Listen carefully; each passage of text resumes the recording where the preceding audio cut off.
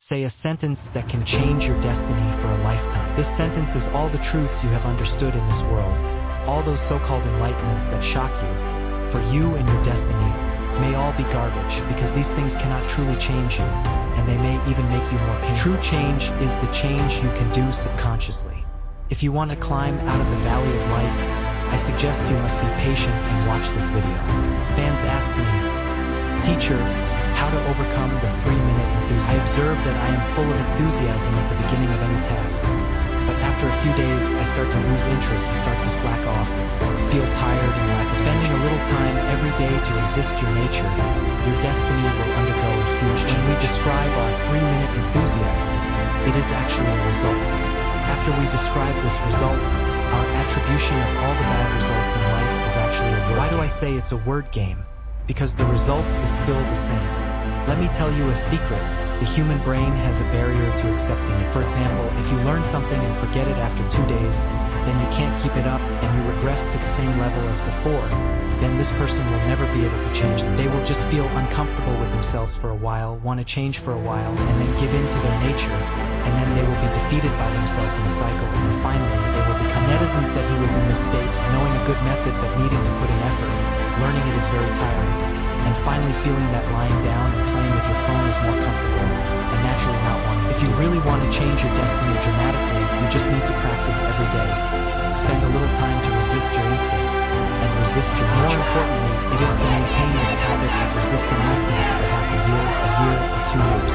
As I said before, the human brain has a barrier to accepting knowledge. If you don't keep resisting instincts and continue that behavior habit, you will regress to the previous version of yourself that you hate, the lazy and gluttonous version, the incompetent version, and all your previous efforts will be in vain. Here I give him a core belief.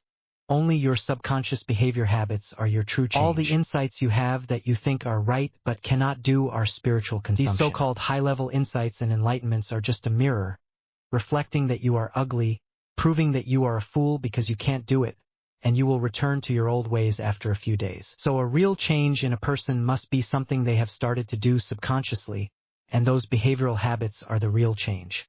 I used to be a gluttonous and lazy person, fond of arguing, with a 3-minute enthusiasm, the kind of person who doesn't take problems seriously and ends up killing themselves.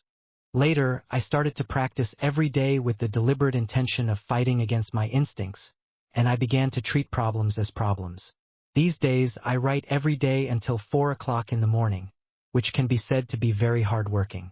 One book is about memory methods, which is my old profession, and the other is about self-discipline. I still remember when I first started writing books and practicing writing, I had to look at my phone for 4 hours, then write for 10 minutes, and I would get restless and anxious as soon as I started doing something, always feeling like I had to reply to someone's WeChat message. Now, I actually don't have any special methods for persistence, no 3-minute enthusiasm or lack thereof. These thoughts never even cross my mind. I just spend time every day on some of the things I need to do, and spend some time fighting against my instincts, like when my wife and I go out to eat, and she holds the baby. Since she can't eat much while feeding the baby and eating, I finish the meat on the table, and then my wife scolds me and says, "Are you here to eat leftovers? I can't even have any meat." According to my instincts, I would say, "You're holding the baby. I'm holding the responsibility of the whole family." But I immediately shut up and say, "Next time, let me hold the baby and you can eat as much as you want." And the next day, I really did that. I think in China, only a few people have this ability to fight against their instincts every day, to instinctively want to refutation others, to instinctively want to prove how awesome they are, to instinctively want to do all sorts of things, to instinctively want to be lazy, to instinctively want to be cunning, to instinctively want to flatter themselves, to instinctively want to do things that make them feel good, and not to do their real duties. Very few people can listen to what others say, and most people become more stubborn, more self-righteous, more high-handed, and more condescending as they get older. When faced with difficulties, they instinctively want to shift the blame, to complain, to find someone to blame, and when they hear opinions that differ from their own values and aesthetics, they instinctively want to say something, and if others don't do what they say, they instinctively think others must be idiots. Many people have never observed their instincts, let alone the deliberate practice against instincts every day. Many people have never realized that only subconscious behavior is true change. They only stay at the level of enlightenment and awakening, and these people can only embrace a hard life for a lifetime. I tell you that the person who can truly change themselves is someone who has forgotten all the techniques and methodologies by the end, someone who has become accustomed to it. So when I write a book, I grind with all my might, whether I want to or not, every day with all seriousness. As long as you do one thing, something against your instincts, and do it continuously for half a year, 2 years, and then do every single thing with all seriousness. If half a year is not enough, then a year. If a year is not enough, then 2 years, and if 2 years are not enough, then 3 years, just like a mendicant. There's a joke on Douyin that says if you give a monkey bananas and money, the monkey will choose bananas, and if you give a person a phone and a book, the person will choose the phone. But the monkey actually doesn't know that money can buy a lot of bananas. Although people know that studying from books may lead to a better future, they will still choose the phone. And what's even more terrible is that even if you read books and study now, it doesn't necessarily mean you will live well. Because many books are about maximizing the author's interests, videos are about maximizing traffic, and the interests of the audience are maximized, and there are very few media that care. I have to say that I am somewhat disappointed with this world, relatively speaking, because it is a world designed around human weaknesses, not hoping for others or for you to be better. The authors who write books are not concerned about the well-being of readers, and the people who make videos are not concerned about whether their audience will become better. As long as they can do everything possible to stir up the audience's emotions, they don't care if their audience becomes more extreme, more violent, or more foolish because of their videos, as long as the traffic is higher, as long as it can cause controversy. Then they make these people more subjective, more emotionally satisfied, and more one-sidedly agree with what they think is right, constantly pushing out those tricks, addictive learning, and the idea that self-discipline is as simple as breathing. If half a year is not enough, then a year. If a year is not enough, then 2 years. The authors who write books are not concerned about the well-being of readers. It is a world designed around human weaknesses. Learning can really be as easy as playing a game. The key is that when I try to tell these ignorant viewers the truth, I become their target for beating because others create dreams and I destroy their dreams. I tell them that it took me 5 years of writing practice to achieve writing success.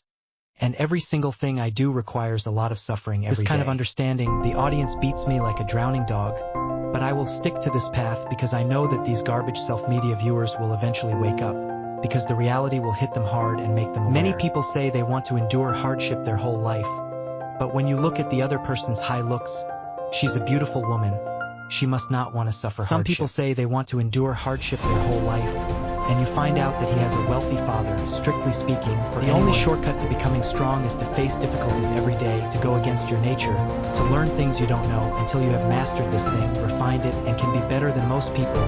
Then you may have the opportunity to obtain some better positions and resources. Those who say they are not afraid of hardship, but afraid of suffering, the beautiful woman who has endured hardship her whole life, has prepared her rare looks to go, never taking the usual path. People who don't have to suffer are often those with scarce resources, whether they have looks, a background, or connections, or various. To put it simply, it's easy to talk without aching your waist. A person with low looks, average intelligence, and no resource background has these things in their mind every day. That's what's truly harmful, so I strive to make these videos, which are all designed around these weak people, hoping that you can go against your nature to see through these illusions and obtain the truth. If you live according to these theories, you're really just making a fool of yourself.